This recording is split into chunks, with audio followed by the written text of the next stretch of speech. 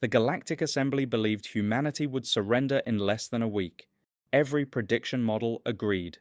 Earth had only one inhabited system, one fragile homeworld, one divided species that spent centuries fighting itself. Against them stood the combined strength of 12 interstellar civilizations, 1,000 war fleets, planet killers, artificial suns, weapons capable of boiling oceans from orbit. The galaxy called it the Cleansing War. Humanity would remember it by another name. The day we stopped asking for permission to exist. Chapter 1. The Warning. For almost 2 centuries after first contact, humanity tried desperately to belong. Earth entered the Galactic Compact with optimism that bordered on innocence.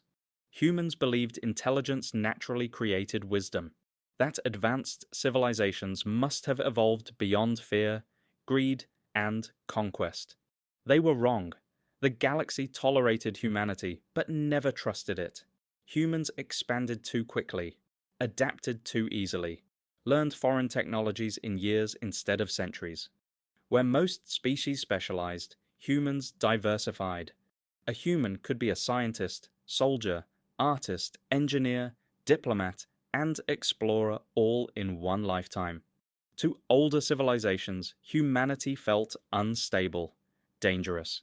There were whispers across the Senate worlds. Humans breed too fast. Their emotions make them unpredictable. Their military doctrines ignore acceptable casualty projections. They weaponize everything. The last accusation disturbed the galaxy most, because it was true. Humanity turned mining ships into carriers, cargo drones into autonomous bombers, medical nanotechnology into battlefield regeneration systems. Even their entertainment simulations became military training programs. One alien strategist famously said, "Give humans enough time, and they will turn a spoon into a weapon capable of destabilizing governments." The galaxy laughed, then stopped laughing when it kept happening. Humanity's rise accelerated after the discovery of Helios Gate, an ancient megastructure hidden beneath the ice of Europa. No one knew who built it. No one knew how old it was. But humanity unlocked it. That terrified everyone. Because for the first time in galactic history, a young species accessed precursor technology faster than the elder races. Suddenly, Earth possessed engines no one understood, reactors that violated accepted physics, communication systems that ignored light speed limitations. The balance of power began to shift, and the galaxy panicked. Chapter 2. The Declaration. The Declaration arrived on Earth without ceremony, no negotiations, no final warnings, only a transmission broadcast simultaneously across every human colony. The emblem of the Galactic Assembly appeared above every screen. Then came the voice of High Chancellor Varun, cold, ancient, certain. Humanity has been deemed an existential destabilization threat to galactic continuity. Cities across Earth fell silent.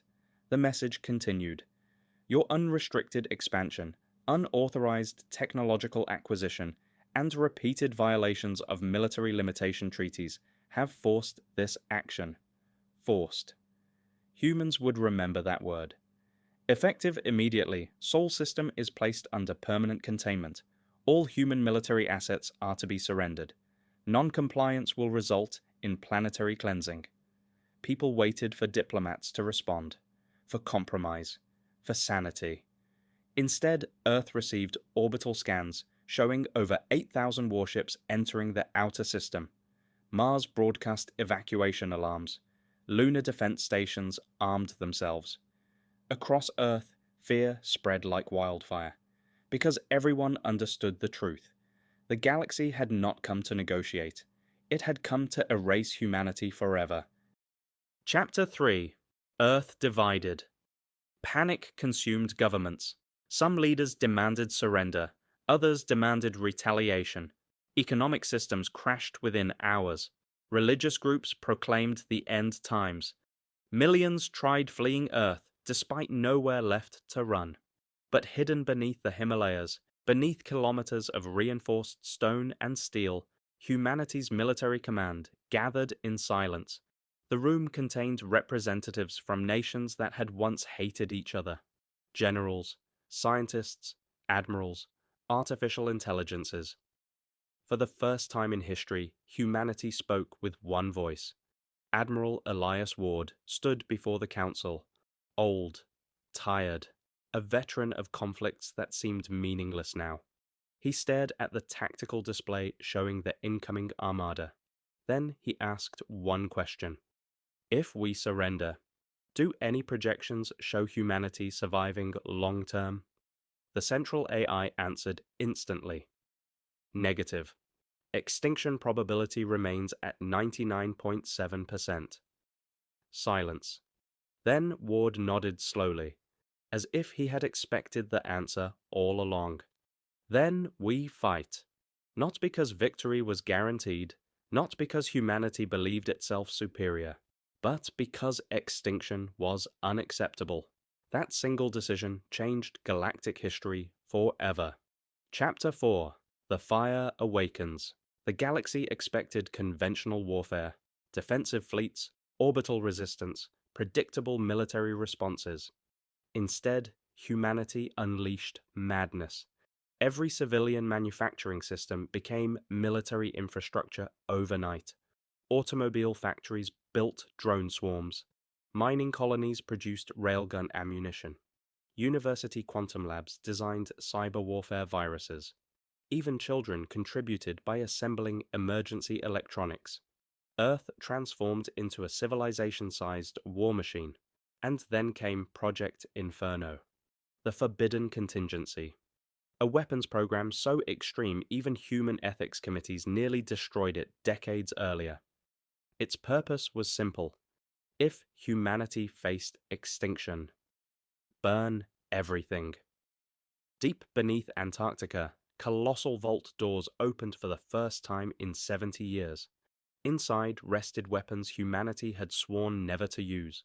Stellar ignition torpedoes, dark matter warheads, relativistic kill vehicles, machines capable of turning moons into plasma. Humanity had prepared for alien invasion long before first contact. Not because humans were paranoid, because humans understood history. Every civilization eventually meets something that wants what it has, and humans had survived history by being harder to kill than anyone expected. Chapter 5. First Battle of Sol. The Galactic Assembly entered the Sol system, believing the war already won. Their fleets stretched across space like metallic continents, thousands of vessels advancing in perfect formation. Beautiful, orderly, certain. Then Pluto disappeared. Not the planet itself, the entire defense perimeter hidden around it. Human stealth fields activated simultaneously. Hundreds of dormant human warships emerged from darkness. The first strike hit the assembly before they could react.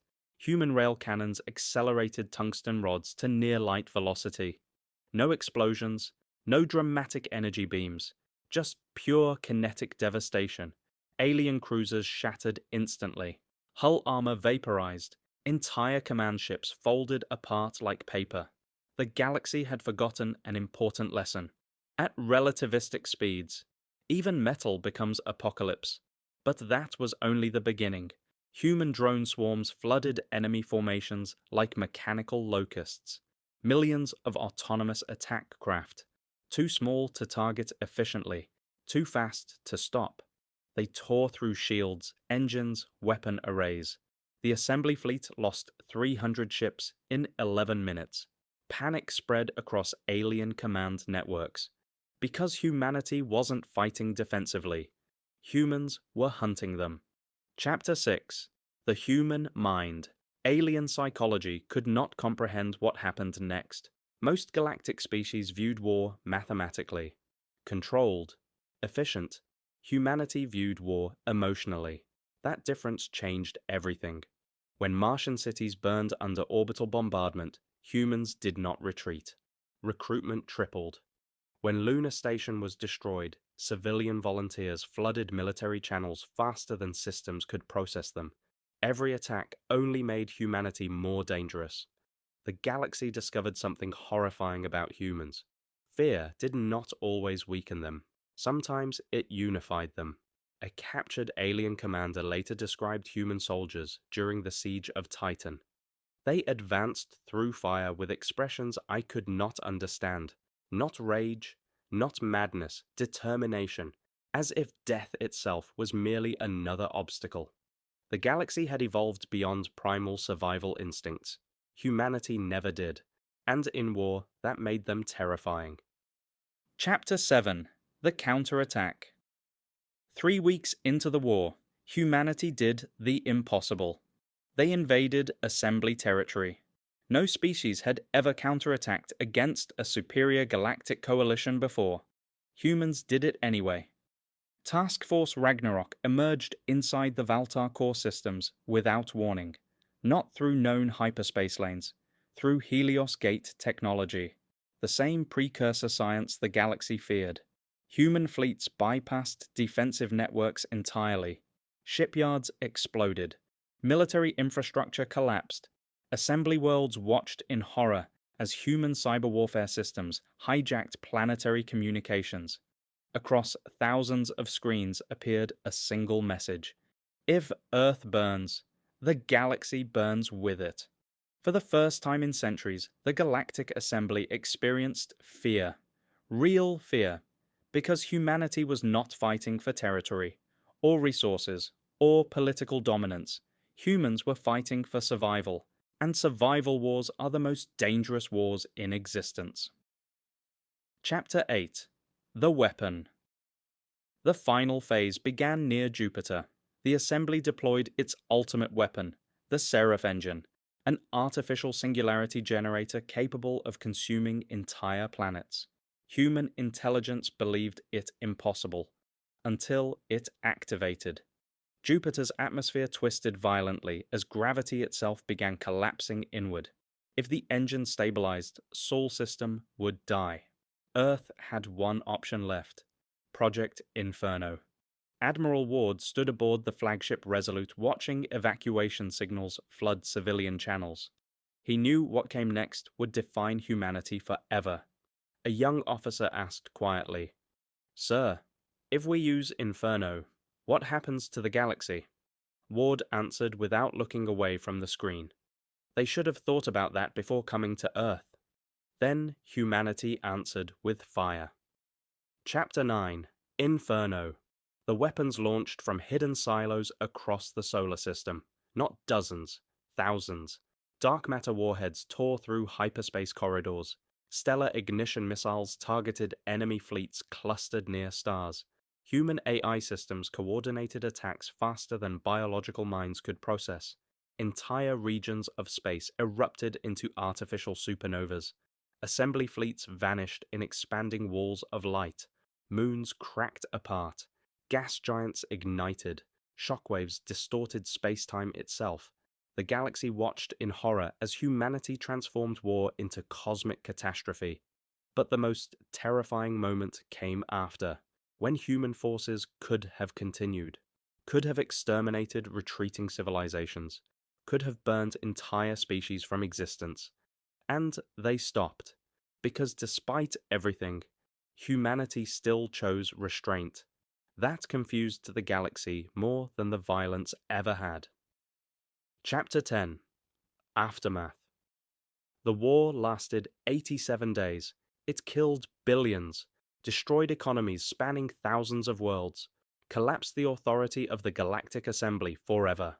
When the ceasefire finally came, no one celebrated.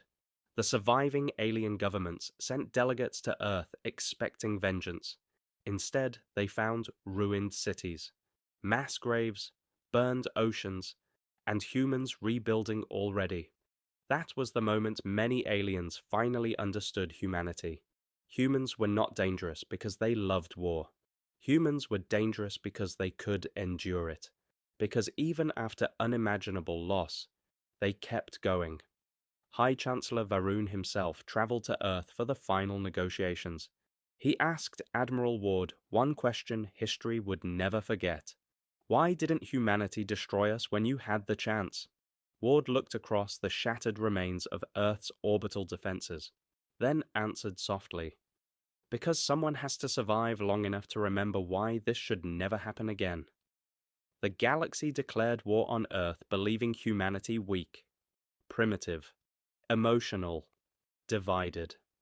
What they discovered instead was the most resilient species they had ever encountered, a civilization born from extinction events, forged by disasters, shaped by endless conflict. Humanity did not win because it possessed stronger weapons. Humanity won because when the entire galaxy demanded surrender, humans chose fire instead, and the stars would never forget it.